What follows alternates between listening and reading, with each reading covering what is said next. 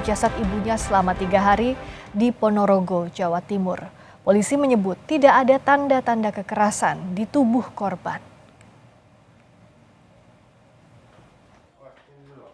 Jenazah seorang warga berinisial DWH ditemukan sudah membusuk di rumahnya di Kabupaten Ponorogo, Jawa Timur, Jumat 22 Desember lalu.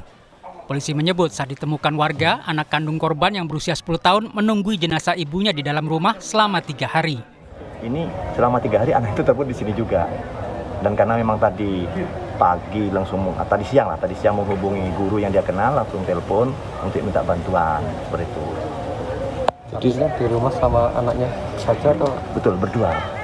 Cuman tinggal berdua sama anaknya untuk jenazah ini. Jadi selama 3 hari si anak dan ibu itu di dalam rumah ini, Pak? Di dalam rumah. Di dalam rumah.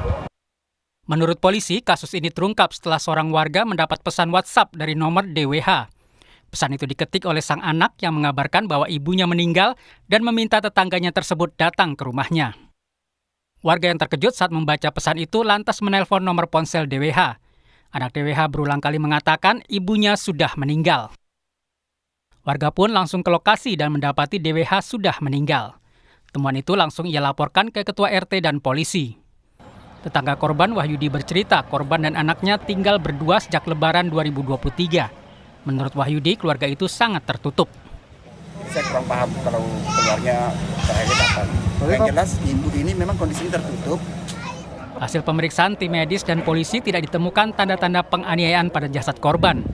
Diduga korban meninggal karena penyakit komplikasi yang dideritanya sejak lama. Dari dokter memang untuk tanda penganiayaan ataupun tanda bekas-bekas yang lain itu tidak ada.